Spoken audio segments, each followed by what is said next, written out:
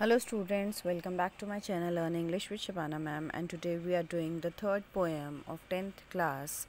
The name of a poem is A Tiger in the Zoo and the name of the poet is Leslie Norris. Now the poem A Tiger in the Zoo, it is written by Leslie Norris, and it is in this poem the poet tries to depict the mental condition of a caged tiger. He is comparing the life of a tiger in a zoo with its life in natural habitat. The poet is trying to convey an important message that the wild animals should be left in their natural habitat. In the poem, he highlights the contrast between freedom and captivity. He very impressively shows us how love for freedom is the natural instinct of every being. It may be animals, it may be humans. All of us, we love freedom. We do not want to live in cages. So coming to the poem, the first stanza of the poem says, he stalks in his vivid strips the few steps of his cage on pads of velvet quiet in his quiet rage. This paragraph means that the poet, he sees the tiger locked in a concrete cell in the zoo.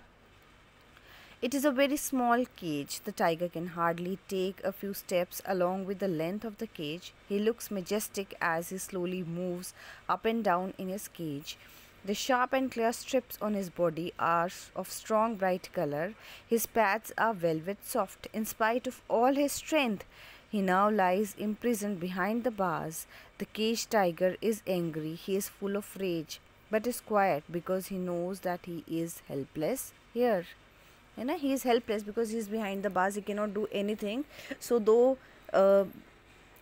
his strips are so vivid, of bright colors, and he's having velvet pads, but still he is helpless behind the bars. Second stanza says, he should be lurking in shadow, sliding through the long grass near the water hole where plump deer pass. So now here is the contrast. In the first stanza, the poet was telling us that about the tiger who is in the cage in a zoo, and the second tiger, he's telling about a tiger who is in his forest in his own habitat, and he is saying that looking at the imprisoned tiger, he feels pity. Of course, he is filled with pity. Everyone is filled with pity when we see someone imprisoned. He says that the poor tiger should have been in his natural habitat, that is in the jungle, hunting and resting. Then at this hour of night, he would have been lying in the shadows of trees and sliding quietly through the long grass. He would then, near the water hole, wait for some fat and healthy deer to pass that way. Thus, he would be lying there in expectation of the heavy feast. If he would have been in the forest at this point of time, he would have been waiting for his prey to come, so that he may have enjoy his grand feast. Coming to stanza third, the poet says he should be snarling around houses at the jungle's edge, baring his white fangs, his claws, terrorizing the village. Now here is again a contrast which the poet is portraying as people. They are recklessly cutting trees and forests, and everywhere we are expanding.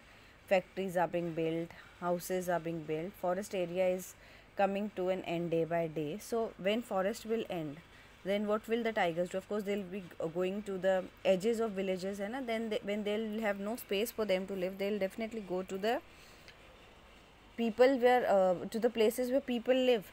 So in these lines, the poet imagines that the tiger would be doing in case he failed to find any prey in his natural habitat. He says that the tiger would be angrily moving around the houses in a nearby village. He would be growling at the edge of the jungle near some village. He would be showing his white fangs and terrible claws while moving here and there. He would thus become a cause of terror for the villagers.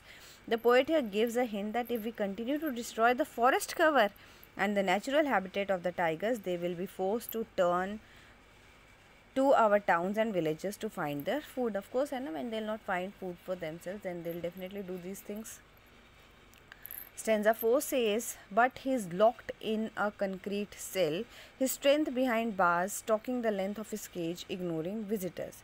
The poet sees the tiger is locked in a concrete cell In the zoo, in spite of all his strength, he now lies imprisoned behind the bars. Very slowly, he moves in an angry and threatening manner. He takes on no note of the visitor who come to the zoo to have a look at him. He completely ignores them, as none of them thinks of releasing him from the prison. Moreover, due to their presence, he hardly gets any rest during the day.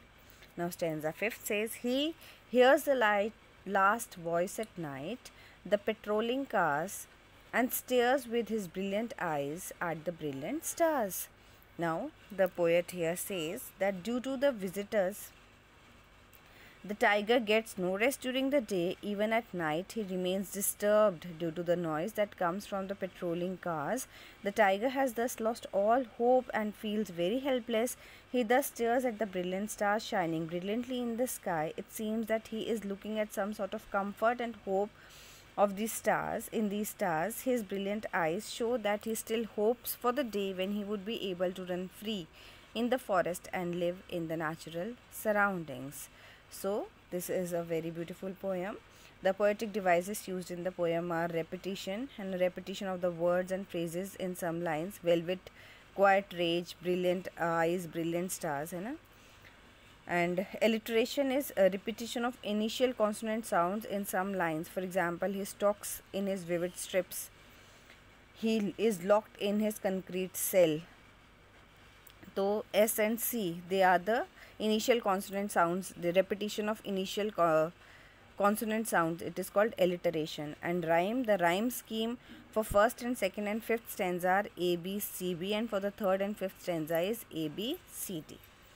So I hope this poem is clear to you all. Have a good day all of you.